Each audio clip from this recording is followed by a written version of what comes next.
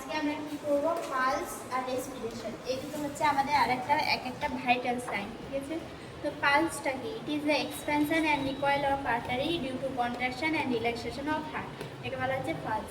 Pulse rate কত হয়? ফিটালদের ক্ষেত্রে হার্ট রেট হচ্ছে 120 থেকে 160, নিউবর্নের হার্ট রেট হচ্ছে 120 থেকে 140 বিটস পার মিনিট, ইনফ্যান্টের ক্ষেত্রে হচ্ছে 90 থেকে 110 বিটস পার মিনিট, অ্যাডাল্টের ক্ষেত্রে হচ্ছে 60 থেকে 100 বিটস পার মিনিট, ওল্ড এজের ক্ষেত্রে হচ্ছে 40 থেকে 100 বিটস পার মিনিট।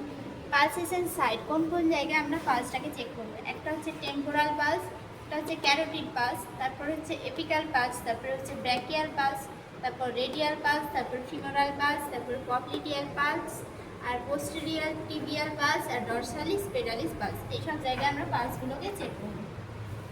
পালসের কী কী ডিসঅর্ডার হতে পারে? একটা হচ্ছে ভেন্টিকুলার ফিব্রিলেশন। যদি আমরা দেখি যে পালসেশন হচ্ছে 200-র বেশি, তাহলে ওটাকে বলা হবে ভেন্টিকুলার ফিব্রিলেশন। আর্টেরিয়াল কন্ট্রাকশনের জন্য যদি পালস রেট 200-র বেশি হয়, ওটাকে বলা হয় আর্টেরিয়াল ফিব্রিলেশন। ভেন্টিকুলার ফ্ল্যাটার হচ্ছে 250-র বেশি হলে ওটা ভেন্টিকুলার কন্ট্রাকশন যদি 250-র বেশি হয়, আর তার জন্য যদি পালস রেট 250-র বেশি থাকে, তাহলে এটাকে বলা হয় ভেন্টিকুলার ফ্ল্যাটার। ডাইক্রোটিক পালস কি?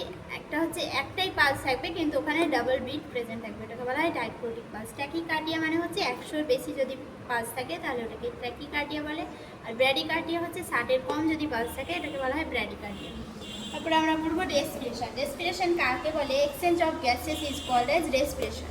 ঠিক আছে, গ্যাসের যে আদান প্রদান হয় ওটাকে আমরা বলবো রেসপিরেশন।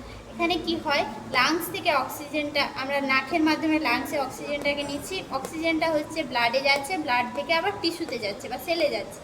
তো এই যে রেসপিরেশনের ওয়ে, 3টে ওয়ে থাকে। একটা হচ্ছে ব্রিদিং, যেটা আমরা লাংসে নিচ্ছি অক্সিজেনটাকে। ডিফিউশন, যে যখন হচ্ছে অক্সিজেনটা ব্লাডে যাচ্ছে, আর ওই অক্সিজেনটা যখন টিস্যুতে চলে যাচ্ছে ওটাকে বলা হয় পারফিউশন। এবার আমরা পড়বো রেসপিরেশন রেট। নিউবর্নের ক্ষেত্রে হচ্ছে 30 থেকে 60, 1 থেকে 6 বছরের ক্ষেত্রে হচ্ছে 20 থেকে 40, অ্যাডাল্টের ক্ষেত্রে হচ্ছে 12 থেকে 20, আর ওল্ড এজের ক্ষেত্রে হচ্ছে 10 থেকে 24 বিআরএস পার মিনিট। এগুলো হচ্ছে রেসপিরেশন রেট। তারপরে আমরা কী করবো, ডিসঅর্ডার। কী কী ডিসঅর্ডার হয়?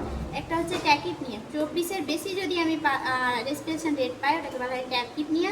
ব্র্যাডিপনিয়া যদি হচ্ছে 12-র কম পাই, ওটাকে বলা হয় ব্র্যাডিপনিয়া। ডিসনিয়া হচ্ছে যদি আমার ব্রিদিং ডিফিকাল্টি হয়, ওটাকে ডিসনিয়া বলে। শ্বাসকষ্ট যেটাকে বলে। অ্যাপনিয়া হচ্ছে ব্রিদিং অ্যাবসেন্স, মানে কোনো ব্রিদিং নেই, শ্বাস প্রশ্বাস নেই, ওটাকে বলা হয় অ্যাপনিয়া। যদি আমি দেখি টিস্যুতে অক্সিজেনের লেভেল কমে যাচ্ছে, ওটাকে বলা হয় হাইপক্সিয়া। টিস্যুতে অক্সিজেনের লেভেল অ্যাবসেন্স, তাহলে ওটাকে বলা হয় অ্যানোক্সিয়া। অ্যাসফেক্সিয়া মানে হচ্ছে ফিলিং অফ সাফোকেশন, মানে দম আটকে যাওয়া যেটাকে বলে, ওটাকে বলা হয় অ্যাসফেক্সিয়া। সাইনোসিস কি? Bluish discolouration of body. কেন হয়? অক্সিজেনের লেভেল কমে যায় আর কার্বন ডাইঅক্সাইডের লেভেলটা বেড়ে যায়, যার জন্য হচ্ছে ব্লুইশ ডিসকালারেশন অফ বডি হয়, যেটাকে বলা হয় সাইনোসিস। সাইনোসিস দুটো হতে পারে, একটা সেন্ট্রাল, যেখানে হচ্ছে আমার central part of body bluish discolouration হবে, আর অ্যাক্রোসাইনোসিস হচ্ছে এক্সট্রিমিটিগুলো আমার ব্লুইশ ডিসকালারেশন হবে।